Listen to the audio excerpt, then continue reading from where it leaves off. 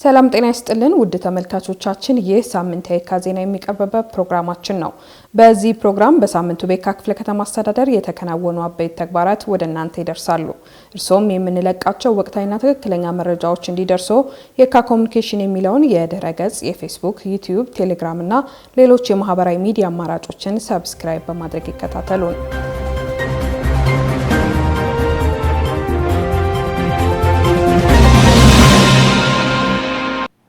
ባለፉት የለውጥ ዓመታት ለአምራች ኢንዱስትሪው በተሰጠው ልዩ ትኩረት የዘርፉን ማነቆ በመፍታት ተወዳዳሪ እንዲሆን ከማድረግ አኳያ ውጤታማ ስራ ተሰርቷል ሲሉ የየካ ክፍለ ከተማ አስተዳደር ዋና ስራ አስፈጻሚ አቶ ፍጹም ኃይሌ ገልጸዋል።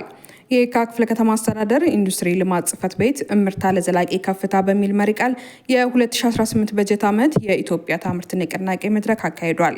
የንቅናቄ መድረኩን ያስጀመሩት የየካ ክፍለ ከተማ ዋና ስራ አስፈጻሚ አቶ ፍጹም ኃይሌ እንደገለጹት ሀገራችን የጀመረችው የብልጽግና ጉዞ እንዲሳካ ባለፉት የለውጥ ዓመታት ለአምራች ኢንዱስትሪው በተሰጠው ልዩ ትኩረት የዘርፉ ማነቆ በመፍታት ለተወዳዳሪነት ምቹ ሁኔታ ከመፍጠር አኳያ ውጤታማ ስራ መሰራቱን አንስተዋል።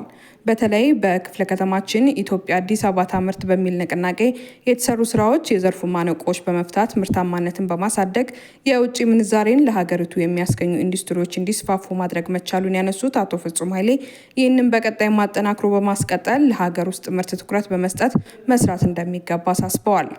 የአዲስ አበባ ከተማ ኢንዱስትሪ ልማት ቢሮ በቢሮ ኃላፊ ማዕረግ የአምራች ኢንዱስትሪ ድጋፍ ዘርፍ ኃላፊ አቶ ጳውሎስ ኩሳ በበኩላቸው እንደ ሀገር ልዩ ትኩረት ከተሰጣቸው 5 ዘርፎች አንዱ ኢንዱስትሪ መሆኑን አንስተው የኢትዮጵያ አዲስ አበባ ታምርት ንቅናቄ የአምራች ኢንዱስትሪውን ችግሮች አስፈላጊውን ድጋፍ በማድረግ ለመቅረፍ በየዓመቱ እየተካሄደ እንደሚገኝ አንስተው በዚህም አዲስ አበባ በዘርፉ የማምረት አቅሟ 69% መድረሱን ገልጸዋል።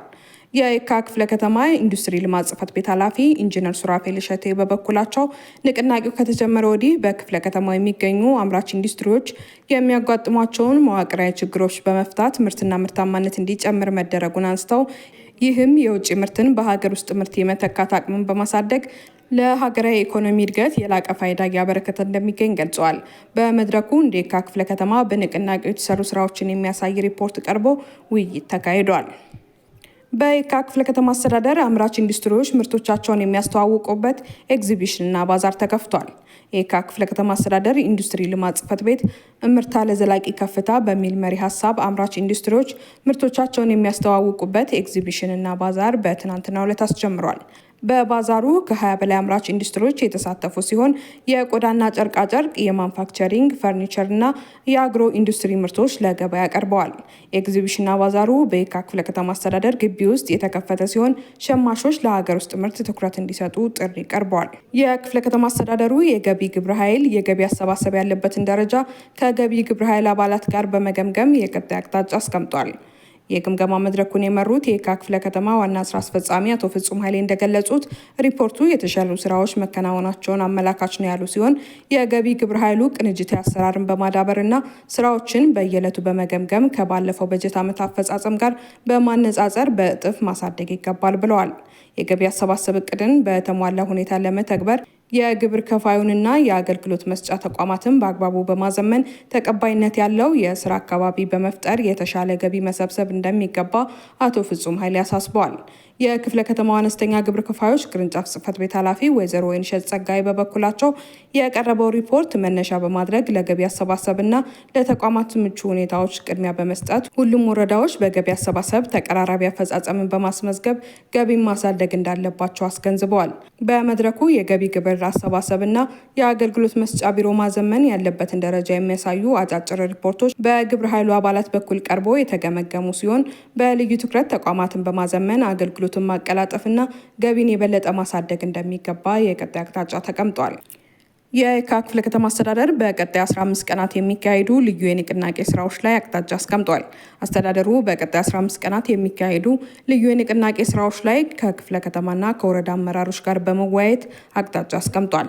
የውይይት መድረኩን የመሩት የክፍለ ከተማው ዋና ስራ አስፈጻሚ አቶ ፍጹም ኃይሌ እንደገለጹት የስራ ዕድል ፈጠራ ስራ የክፍለ ከተማው ቀዳሚ አጀንዳ መሆኑን አንስተው በቀጣይ 15 ቀናት የምናከናውናቸው ልዩ የንቅናቄ ስራ ከወረዳ እስከ ክፍለ ከተማ ድረስ የተቀናጀና የተጠናከረ እንቅስቃሴ እንደሚያስፈልግ ገልጸው አመራሩ የተቀመጠውን አቅጣጫ በትኩረት ወደ ተግባር በመቀየር ውጤት ማስመዝገብ እንደሚገባ አሳስበዋል።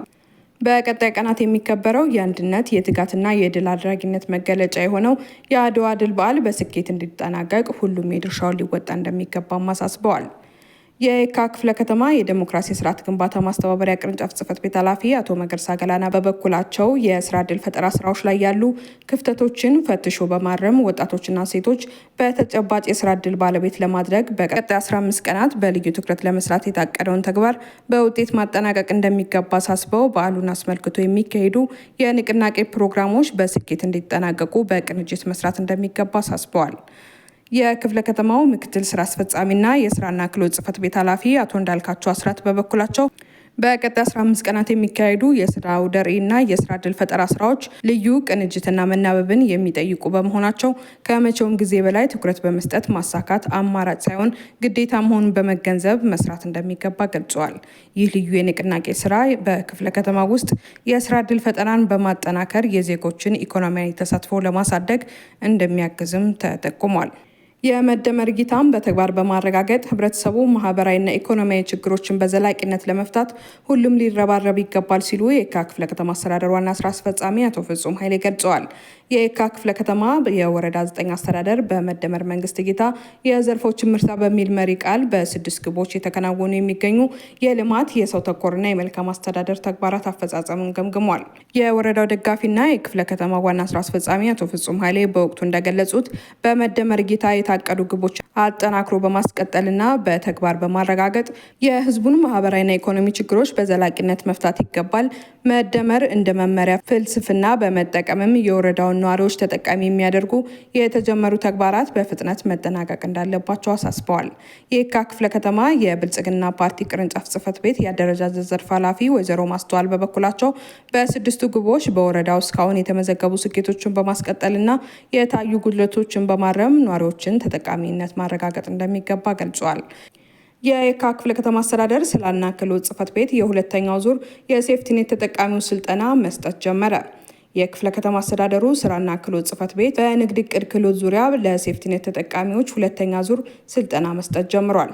የስልጠና መርሃ ግብሩን ያስጀመሩት የክፍለ ከተማው ስራና ክህሎት ጽህፈት ቤት የስራዎች አስተባባሪ አቶ ግርማ ቸርነት እንደገለጹት ስልጠናው ከምስራቅ ፖሊቴክኒክ ኮሌጅ እና ከየካ ኢንዱስትሪያል ኮሌጅ ጋር በመተባበር ህጋዊ እውቅና ኖሯቸው የፕሮግራሙን ተጠቃሚ የሆኑ 22 የውጭ ሀገር ስደተኞችን ያካተተ በድምሩ ከ2285 የሴፍቲኔት ተጠቃሚዎች በመስጠት ላይ እንደሚገኝ ገልጸዋል። ስልጠናው ዓላማ ተጠቃሚዎች በቀጣይ በቋሚነት የሚሰሩትን ስራ በመምረጥና በቀላሉ ውጤታማ ለመሆን ምቹ ሁኔታን ለመፍጠር የሚያስችል መሆኑን ገልጸዋል። ስልጠናው ለተከታታይ 5 ቀናት የሚሰጥ መሆኑንና በአግባቡ ላጠናቀቁ ሰልጣኞች የምስክር ወረቀት እንደሚበረከትላቸውም ተጠቁሟል። አቶ ግርማ ቸርነት አክለውም ከተረጅነት ለመላቀቅ የንግድ ዕቅድን ሳይንሳዊ በሆነ አግባብ በመምራት ትርፋማ መሆን የሚያስችለውን ስልጠና በትኩረት ተከታትለው በማጠናቀቅ ውጤታማ መሆን እንዳለባቸው በማስገንዘብ ስልጠናውን በይፋ አስጀምረዋል። ክቡራትና ክቡራን አድማጮቻችን ለሳምንቱ ያዘጋጀንላችሁ የየካ አበይት ዜናዎች የተከታተላችሁትን ይመስል ነበር። አብራችሁን ስለቆያችሁ ከልብ አድርጌ አመሰግናለሁ።